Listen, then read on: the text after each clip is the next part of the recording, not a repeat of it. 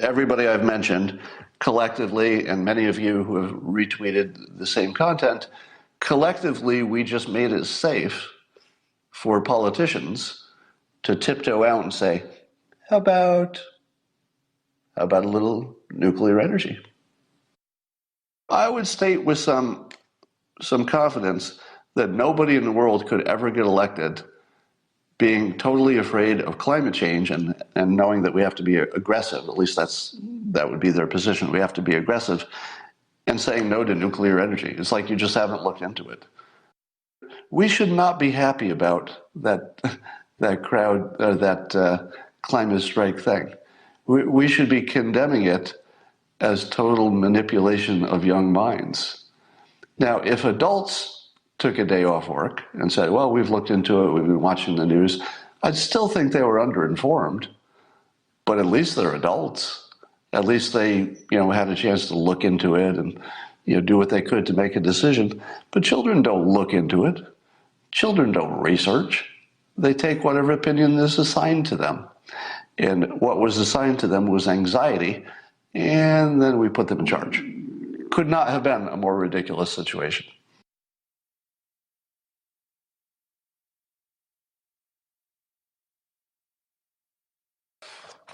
Dan Crenshaw has tweeted a pro-nuclear energy position, and I wanted to describe to you one of the benefits of social media that's not obvious to you.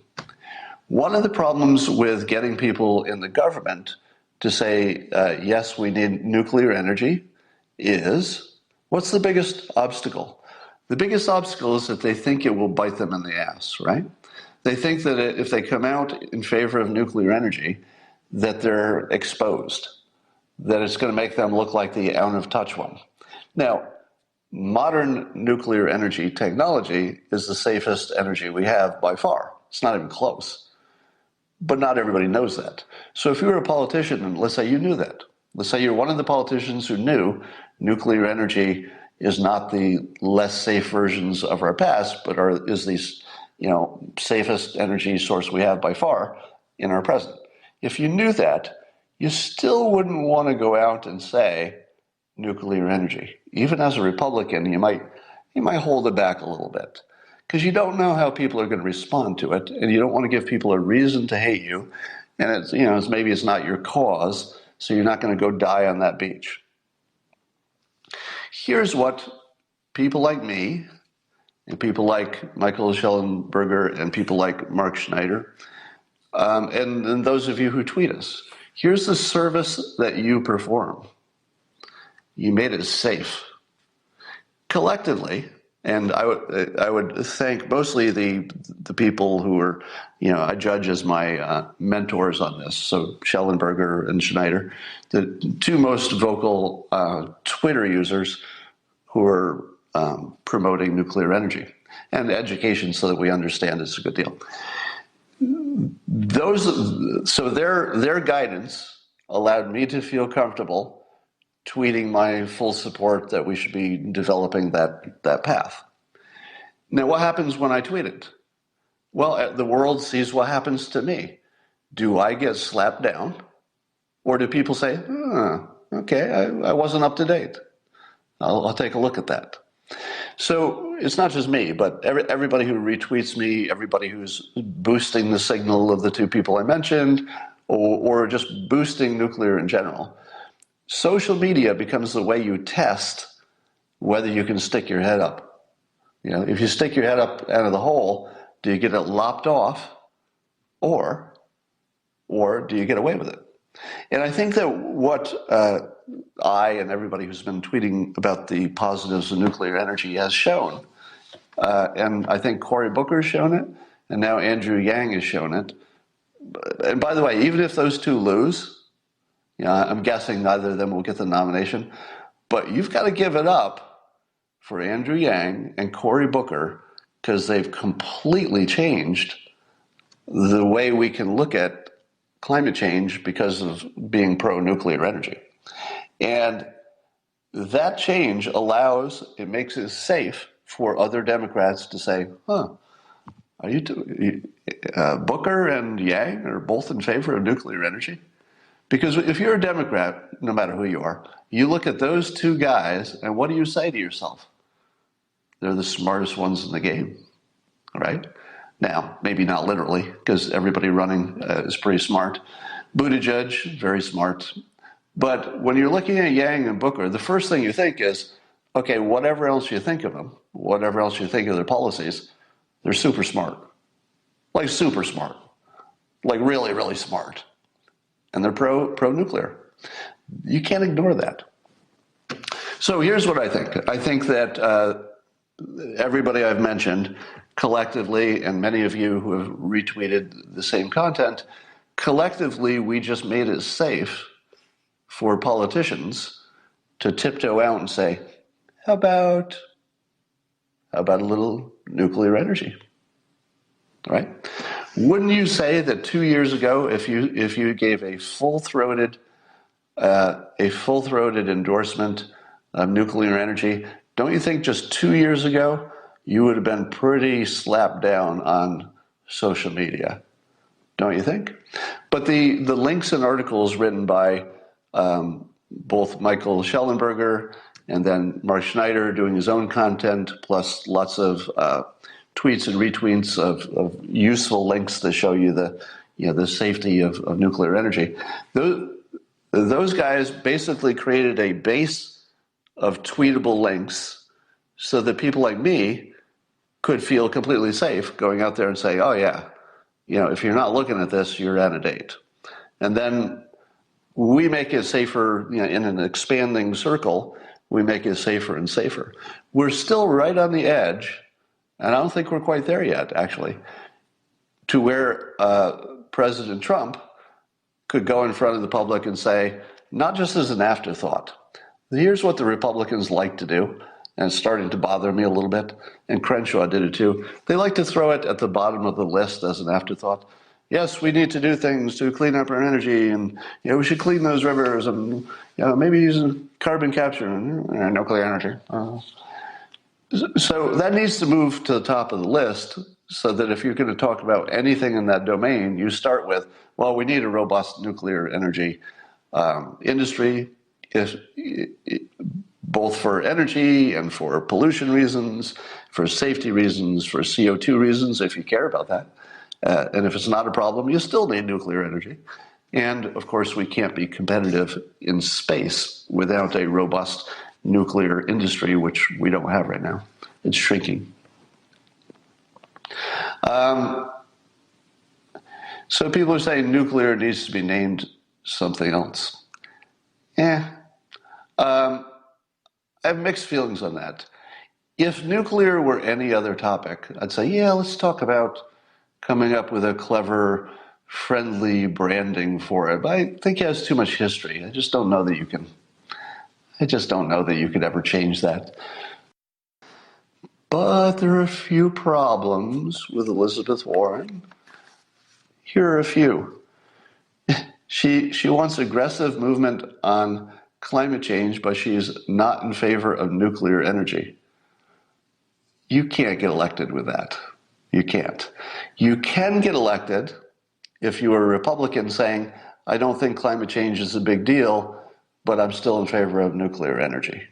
That might be a suboptimal political opinion, but still got Trump elected, so we know it can be done. But I would state with some confidence that nobody in the world could ever get elected being totally afraid of climate change and knowing that we have to be aggressive. At least that would be their position. We have to be aggressive, and saying no to nuclear energy. It's like you just haven't looked into it. That's so disqualifying.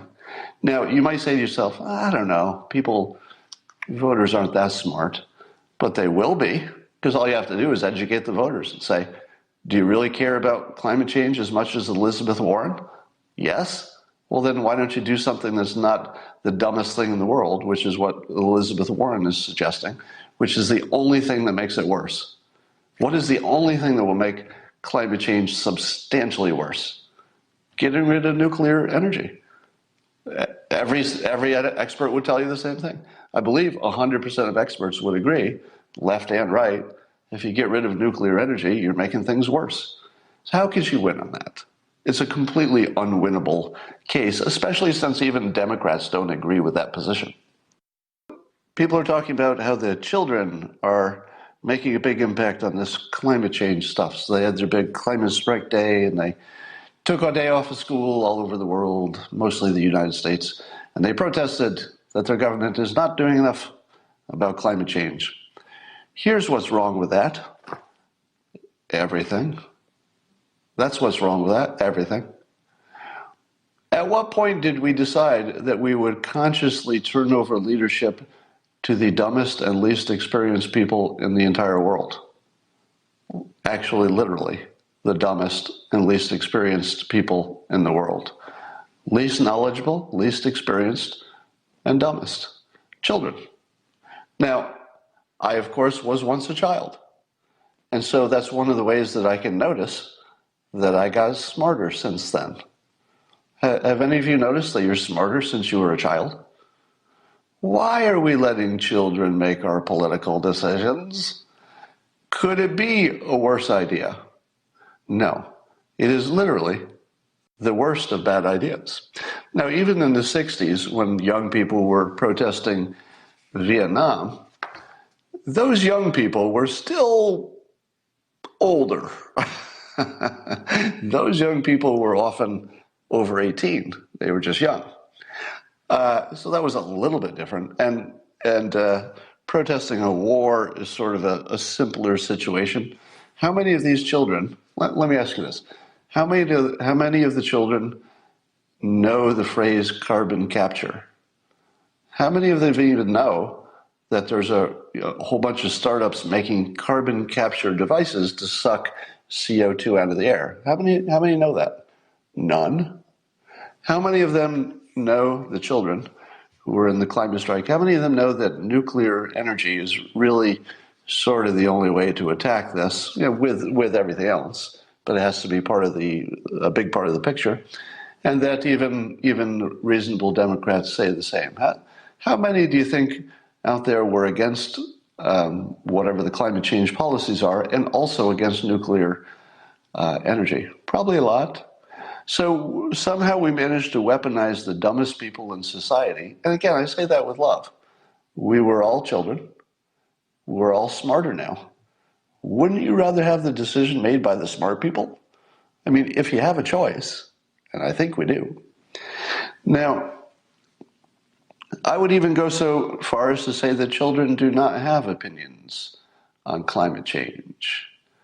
They don't have opinions. Children do not read the news and form opinions. Opinions are assigned to children. Am I wrong? Opinions are assigned to adults too, usually by your favorite news source. But for children, it's far more obvious. Children don't have independent opinions about climate change. What they know about it is so small that you could not interpret anything they say about it to be anything like an opinion. What they have is not an opinion, they have anxiety.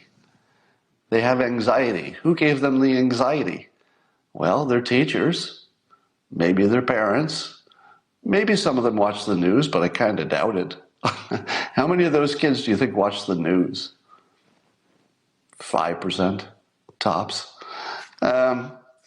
So children are all getting all worked up by adults. And could there be a more unproductive situation than adults making children scared to death and then, wait for it, making children scared to death and then putting them in charge? Because that feels like what happened yesterday, that they were sort of empowered to, have a political clout that maybe they normally would not have. So we should not be happy about that climate strike thing. We should be condemning it as total manipulation of young minds. Now, if adults took a day off work and said, well, we've looked into it, we've been watching the news, I'd still think they were underinformed, but at least they're adults. At least they, had a chance to look into it and, do what they could to make a decision. But children don't look into it. Children don't research. They take whatever opinion is assigned to them. And what was assigned to them was anxiety, and then we put them in charge. Could not have been a more ridiculous situation.